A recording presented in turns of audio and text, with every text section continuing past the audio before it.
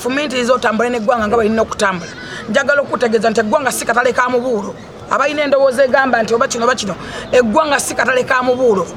ntojjako ate eggwanga si wakweyambirwa ntojja buli akeera akyama n'ayeeyamba n'olwekyo eggwanga kintu kinene nnyo okusookera ddala nja kwebaza His Excellency the President Father of the Nation Jjajja Mwami ne mwebaza okubanga mukulembeze ku lukalu lw'ensi yonna lwa Africa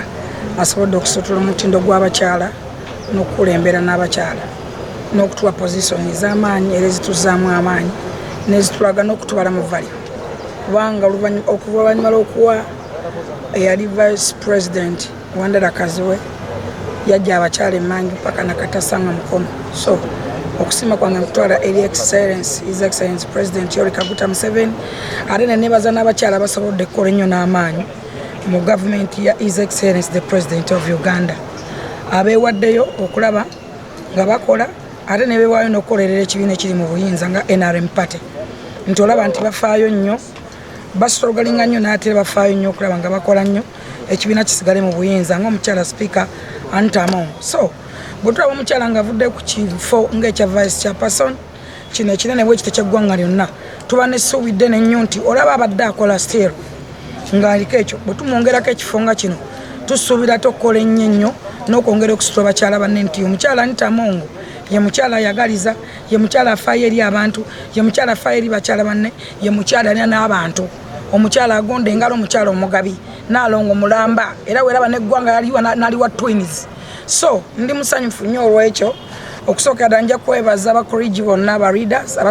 abamukiririzaamu kuba namba ogiraba nti turn up ya Anita Amongo newunya neyajja empapula okumwesimbako era be bamanoonya entondo presa bwe zinaamukuba nga akomplaininga sukaali bw'anaalinnya nga ate akomplaininga bwe omuntu gwe weesimbako tomulaba lwaki weenonanyiriza olumba olukutta Anita Amongo wayimiridde oli aliko omukono gwa Katonda era mwamulabanga ewa paapa mumulaba mu makyachezi ag'enjawulo nti aliko omukono gwa Katonda so bw'oyimira mu kkubo lya Anita Amongo oba weenoonyeza bizibu kubanga Anita Amongo byakola byeyogerera olaba ne Mukama yamuwa abalongo eggwanga n'alikuba ddabo kati gwe boddako ebyo n'oyimirira mu kkubo lye oba ogenda kulola sukaali waabwe lero linyisa pulesa nebaza nnyo President of Uganda nti abakyala batadde ku level ya waggulu nnyo n'abakyala basobodde okukolera eggwanga lyaffe ne beewaayo nga tebakola ne bannaabwe ne bateyagaliza bokka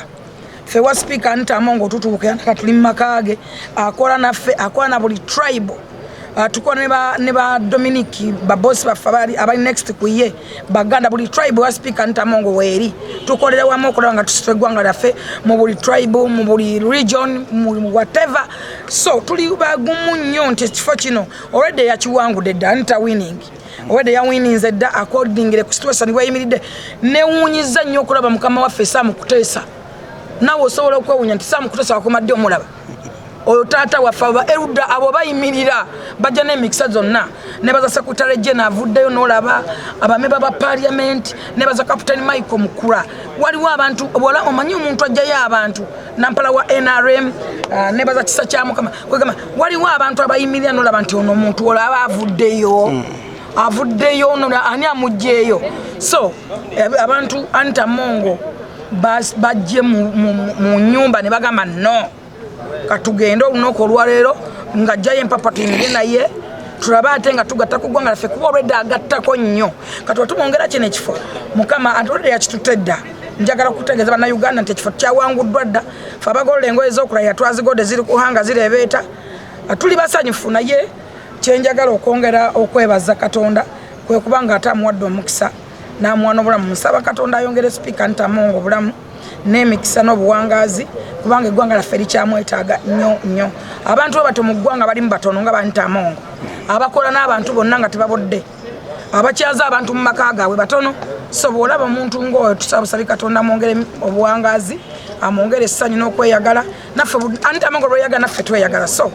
ne His Excellency the President tusaba Katonda amwongere obulamu essanyu n'okweyagala tusobole okutwala eggwanga lyaffe mu maaso kubanga eggwanga lyaffe kintu kikulu nnyo njagala okutegeeza bannayuganda ne bannakibiina tewali asinga kibiina bunene bwe bw'ogamba nti no NRM whatever no what and what tewali asinga kibiina bunene ekibiina kyaffe kinene nnyo tusupportinga ekibiina kya NRM kubanga kyakola strategy kikyali mu buyinza ebbanga ddene kubanga ne Dangerous substitute eri ready tulabanga ku mulembe guno abakyala bangi bavuddeyo naye ekyaliyo abakyali eyo abatayagala kukola abalinda akameeza k'abaami ekyokufumiza kya buntu daswayo ndaba n'akatabo kano success and fair based on reason and reality kawandiikibwa omukulu wa Miss Kigundu the boss man okufumitiza nsonga ya bongo omukyala wenna President Museveni wavaayo n'akuwa PDM President Museveni wavaayo n'akuwa abakyala nga ba speaker Ntamongo n'akuterawo abakyala nga ba Honorable Nankabirwa n'akuterawo abakyala ba Babulo Owundo offices ez'enjawulo n'akuwa abakyala nga Ajati Wuzia Namyalo n'akuwa abakyala b'osobola okutuukirako ku buli mutwe n'akuwa abakyala nga ba Jennifer Furufiga bannakanguubi nga muwabuzi wa President mulamba ndi wano eggwanga ddamba ndi wano kati President atudde wano n'otandika okwemulugunya bweweggalira emmanju ekyokutegeera kya buntu tero bagamba nti common sense is not a common but first use your common sense Katonda akusembereza bafurufiga Museveni akwatadde bannamyalo bakusembereza bafurufiga